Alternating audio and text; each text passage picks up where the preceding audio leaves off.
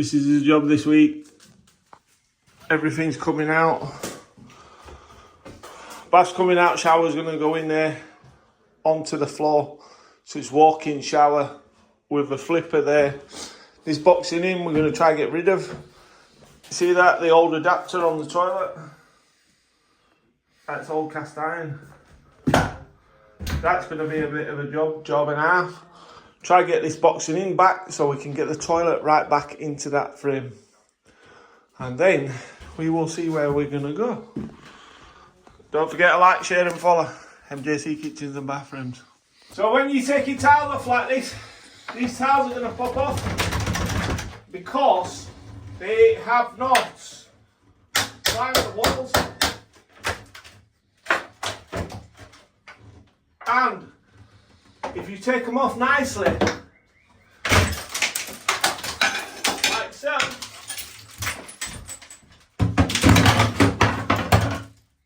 the reason why it's come off like that is because they have primed the walls, and that is what you call a jobbing tile. Do you know what I mean?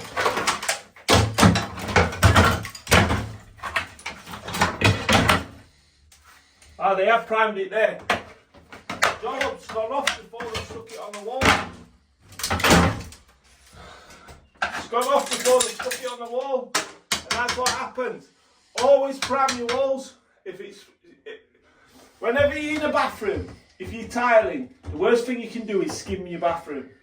The worst thing you can do is skim it, because this is what happens if you don't prime it. It's good for us, like that. Do you know what I mean? Right, what? Don't forget to like, share and follow. See, when you're going into houses and you're doing other people's work, what you got to remember is sometimes it looks good, but what they've done is they haven't primed the walls. When you haven't primed the walls, the tile, and they've used bucket gear, the tile adhesive is not very good. Should always use bag gear. Now, in merchants, they will tell you to use bucket gear. Don't ever use bucket gear on anything, because it don't last. Do you know what I mean? Because this is what happens.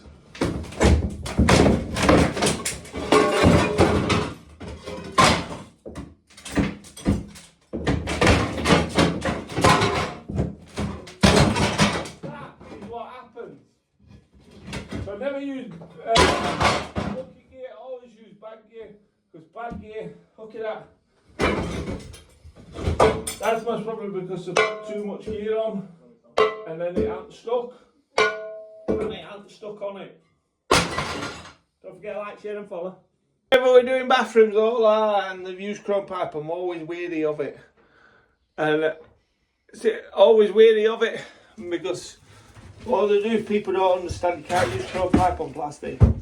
Now there's plastic fittings here, what they've used, and they've used chrome pipe. Now, if they have cleaned the chrome end off, it is good, you can use it. Chances are they haven't cleaned it off. As soon as you touch this radiator, as soon as you move that radiator, it will just pull out of that fitting. The only thing what keeps them in at the minute is because they've been put in and they've been left, and it's jammed it in. As soon as you touch it, it will just pull it straight out of that fitting. That's why this rad's still on and that rad's still on, and because I needed to take the floor up first to see whether they soldered them or whether they used plastic.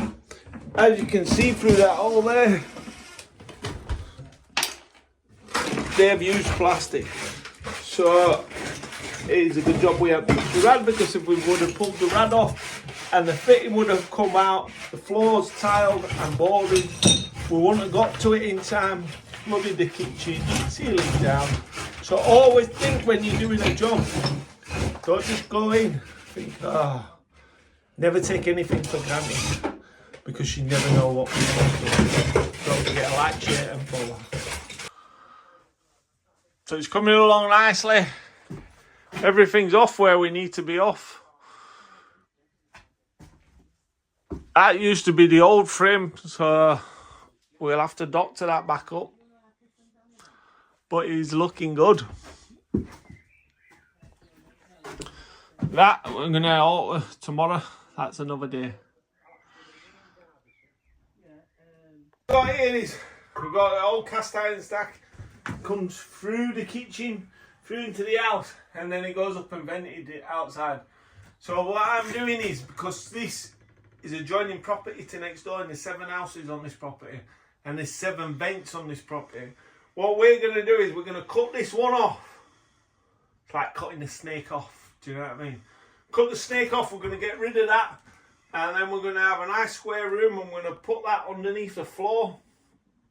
There. We haven't figured exactly how we're going to manage to cut that underneath the floor and get a fitting on it into this part, but we're going to do it. We're going to do it, and then we're going to come out here and bring a stack up here, get rid of that old cast iron there. I don't know what I've done there though. We'll have a look. So the plan is we're going to pull that out from the roof, and then we're going to put a tile in it. We're going to hold it underneath there somehow, and it's going to be a job in town. Now the shower waste and the sink waste, we're not going to take into that soil stack, because we're taking the vent off it, just to make sure that everything's going to be dandy. Because once you flush your toilet, King Edward's not going to come back up, do you know what I mean? It's going to whoosh, straight down that. But if you added a shower onto it or a sink onto it, the shower or the sink could air block, because it's a smaller diameter in the pipe, and your shower could run very slowly. But what we're going to do is we're going to eliminate that. We're going to take that outside, bump straight into a hopper. It's going to be beautiful. Toilet's going to be beautiful. Bathroom's going to be beautiful. It's extra work, but for the end result, it's going to be beautiful. Don't forget to like, share and follow. As you can see, it's coming away nicely. So we're taking the top half off it. That comes down from the roof all the way out. All the way down there.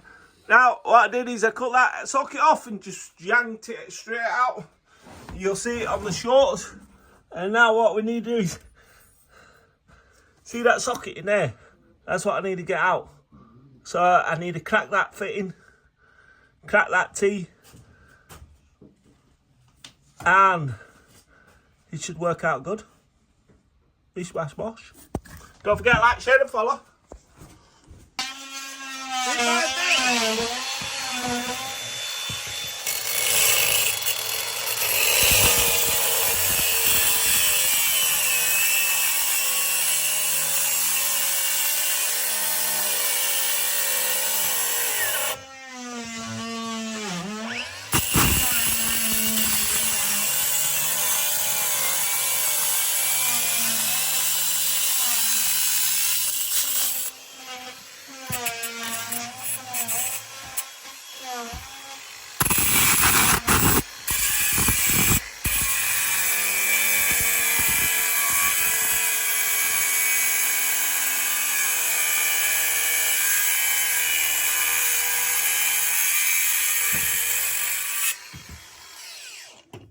Just do it bit by bit, take bits off.